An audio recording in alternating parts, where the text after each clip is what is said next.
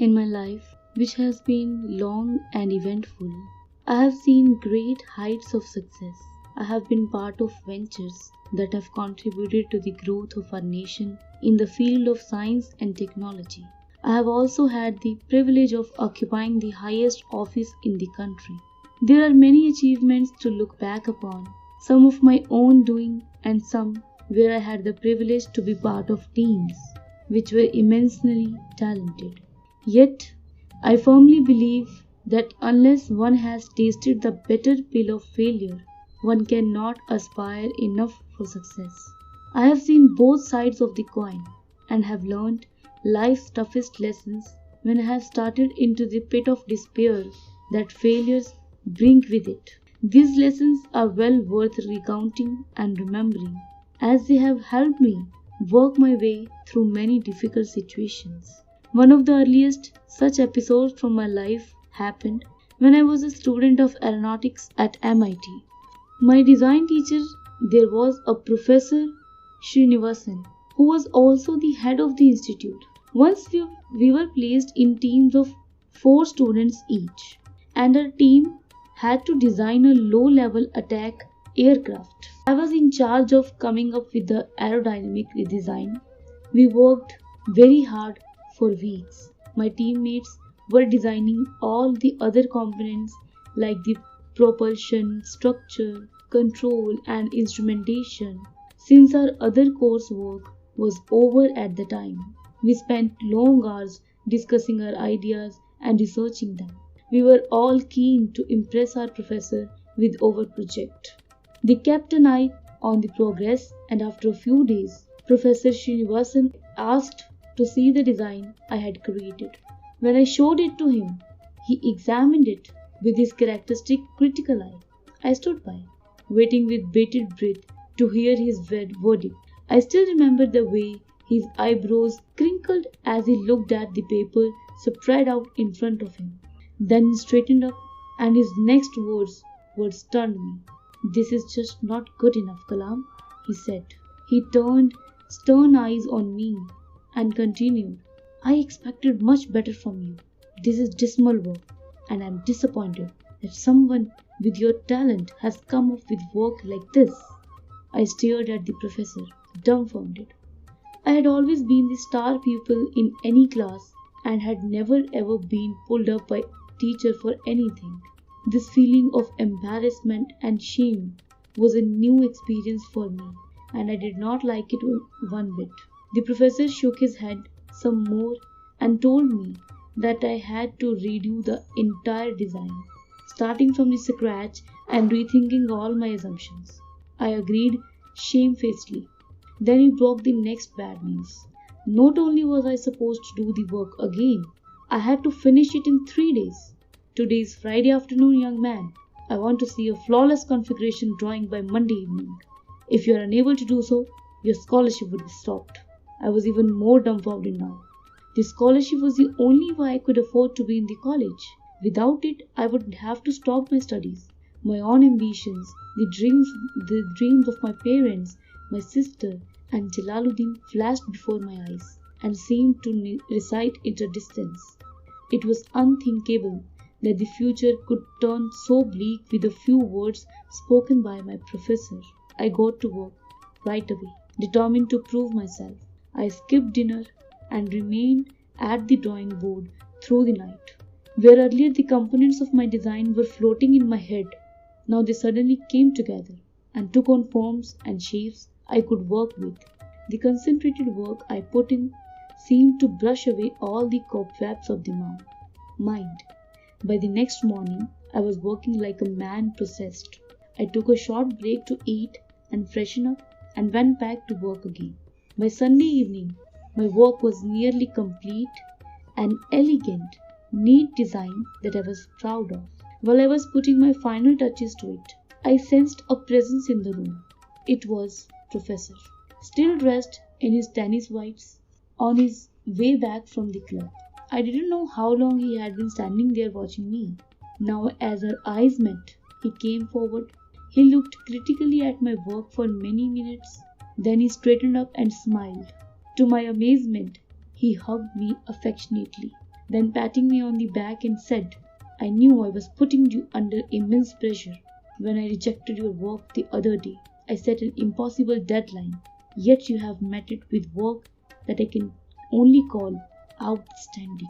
As your teacher, I had to push you to your limits so that you could recognize your own true potential."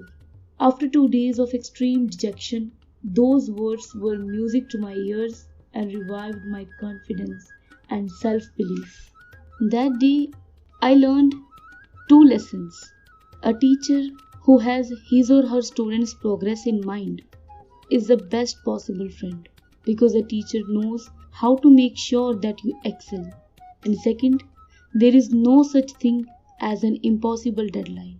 I have worked on many tough assignments, some of which had the country's top leaders watching over my work, but the assurance I gained in my capabilities at MIT, thanks to Professor Srinivasan, helped me later in my life too. After MIT, I started my working life.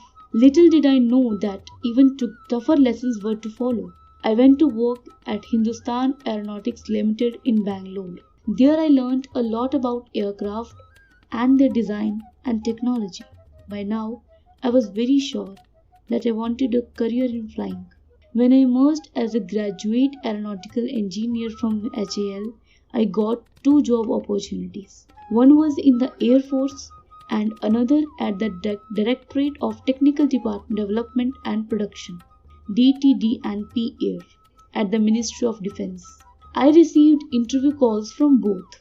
The first was in Dehradun and the second one in Delhi. I set forth with great hope in my heart. My first close sight of an aircraft had been at MIT, where 2 decommissioned aircraft were kept for the demonstration of various subsystems to the students. They had held a special fascination for me, and I was drawn to them again and again. They represented for me man's ability to think beyond his boundaries and to give wings to dreams. I had chosen aeronautical engineering as my area of study because of my fascination for flying. Over the years, I had nurtured the hope to be able to fly, to handle a machine as it rose higher and higher in the stratosphere was my dearest dream. As I made my way from Madras to North India for the interviews, I played this dream over and over again in my mind. I was finally on the threshold of becoming a pilot. The journey from Tamil Nadu to Dehradun was a long one, not just geographically, but also in terms of distance. I would travel from my humble origins to the prize that lay in the foothills of the Himalayas, a place in the Air Force as a pilot. I first halted in Delhi for my interview. I was confident, and the interview was an easy one, not requiring me to push the boundaries of my knowledge too far. I spent a week in Delhi and then proceeded to Dehradun for my interview at the Air Force Selection Board. Here, I should mention that at the time, as a young man in my early 20s, I was just beginning to understand how to conduct myself in the wider world. When I had first moved from Rameswaram to the bigger cities for my studies, I was a shy, tongue-tied boy. I had to work hard to develop some assertiveness in my personality. I did this by trying to communicate with different people from all kinds of backgrounds. It was not easy, and there were many moments of frustration and disappointment. However, by the time I finished my studies and headed out to look for a job, my personality was better developed, and I was able to articulate my thoughts well enough in English and Tamil. To return to my interview at the Air Force Selection Board, as I started answering the queries put forth to me, I realized that along with qualifications and engineering knowledge, they were also looking for a certain kind of smartness in the candidate. Physical fitness and an articulate manner were what they were seeking. I gave it my best. I had wanted this job for so long and so deeply that I was determined yet anxious, confident and the same time tense. Finally, the results were announced. I had stood 9th in the batch of 25. There were only 8 places available. I had failed to realize my dream of becoming an Air Force pilot. I still remember the ache in my heart as I attempted to make sense of what had happened. When a dearly held desire begins to break up, one can feel nothing but despair and emptiness as one tries to come to terms with the end of a dream.